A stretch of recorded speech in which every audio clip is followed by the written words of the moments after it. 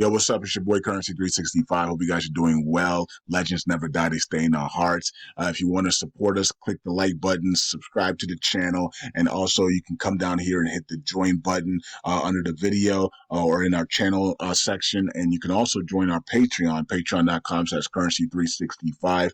And we also have Cash App and also PayPal for supports if you want to sow some seeds. Peace out. God bless. Enjoy the video and keep the movement going. Legends. Bye.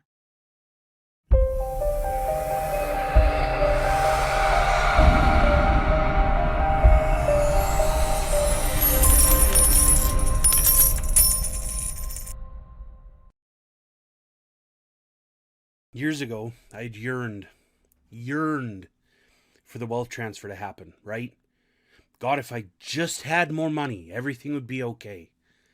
And that's been one of the greatest deceptions in this entire movement is, God, if I just had enough money. Chris Valaton used to say, if you don't have enough money, the problem is not money, something to that effect. And I didn't understand that until I understood it. The wealth transfer hasn't happened, bluntly, because we are not good enough. We, as a collection of people, are not good enough. Take a look at the people that you know in the wealth transfer and see if this describes the average person. Okay? They have a job, but they're broke, they're in debt, have not made any sort of advancement in their job, career, anything really, or if they have, they're still broke. Even though they've maybe doubled their salary, they're still broke, right? Something's wrong around the habits. They're not at the top of their field.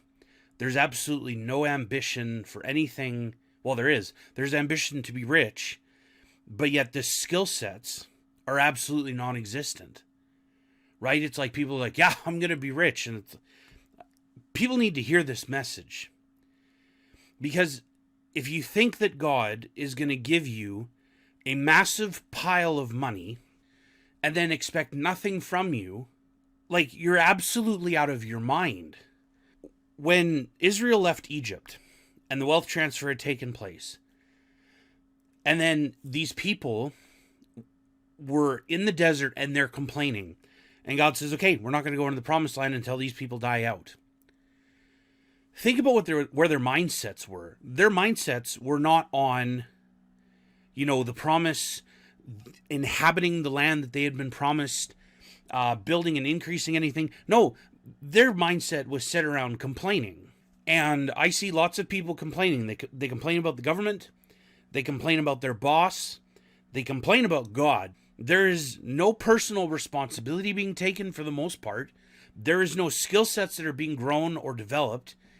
People are just absolutely complacent with no desire to grow. We've had more than enough time to come to this realization that we collectively have not done the job. That is why this hasn't been poured out yet.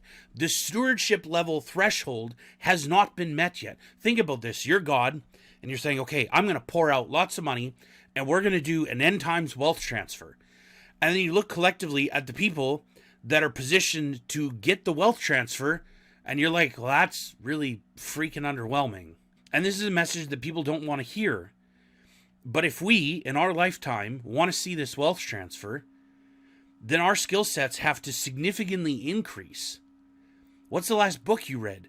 What is the last skill that you've actually worked on to a high level that will actually make you effective? Stop and have an honest conversation with yourself and ask, am I really ready to steward this money? And if the response is, well, yeah, I can be frugal and I can just spend a little bit here and if your entire process around stewarding wealth is how stingy and frugal you're going to be, there's a problem in your makeup. There's a point of being good steward where you should be able to be a good deal maker. We should be incredibly generous. The generosity isn't there. The skill sets aren't there. We're supposed to be as wise as a serpent and harmless as a dove. And there aren't many people in this that I'd be like, yeah, dude, you're definitely as wise as a serpent. We collectively, myself included, we have to be better. Are you going to be one of the people that has the skill sets to actually thrive and increase when the wealth transfer comes? Or are you going to be in poverty? Are you going to be in poverty mode? Sitting there saying, hey, I hope I get by with my frugality. What kind of increase strategy is that? Nowhere in the Bible was it, oh, yeah, if you're just frugal enough, we have to learn to increase. We have to increase our skills. We collectively have to significantly raise the bar. Because for a lot of people, they think just showing up is good enough. This is why stuff like my group is needed. Right? Because we're actually sitting there discussing what are the mindsets needed to have. Have you thought about like this angle from The Richest Man in Babylon, or this angle from Rich Dad Poor Dad, or like, hey, rich people do this, or the idea of compounding money, or the kinds of real estate to potentially buy, and even just sitting in this atmosphere should make you better because you're being exposed to something that's better than the crap that's on TV. Right? This is why I've offered one-on-one coaching and group coaching, because some people need the work to work through their mindsets. Some people know there's way more in them, and I'm finding this is so common. People say, I know I have way more in me, but I've become just totally complacent. And it's like, okay, well, you need to interrupt that. And you need somebody like me to be a coach to help to interrupt the patterns that are there. When you're not familiar with somebody, it's really easy to see dysfunctional patterns, right? Because you're not used to somebody, you're not used to how they operate, you don't operate in their same circle, and it makes people really effective when there's wisdom involved to be able to coach somebody and say, this is a wrong thought pattern, or you need to change this, or, this isn't right, or this stands out to me as something that you're doing, and it's like people will be like, oh, I didn't even realize that. So there are people that need a collective wake-up call to press forward and to do more. For people that are interested in joining my group or one-on-one coaching, that stuff is in the description below. You can email me to talk about one-on-one coaching or group coaching. You can also click on the Patreon link to join my group. We have calls every Thursday. Well, not every. There's a couple Thursdays we don't. But for the most part, on Thursday nights, we have calls, Zoom calls, and these are designed where iron should sharpen iron. You need to start winning now before the wealth transfer comes. You need to be able to generate increase now before it comes. He who is faithful with little will be faithful with much. If you're not faithfully taking what you're being given right now, I'm talking not even just about your money. What skill sets are you using to actually increase your income?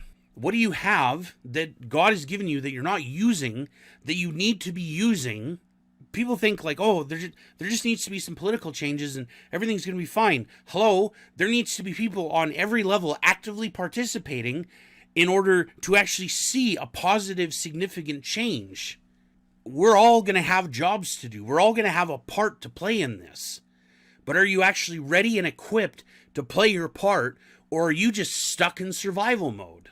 It's a reasonable question, but one that people actually need to sit and think about. We get one shot at this.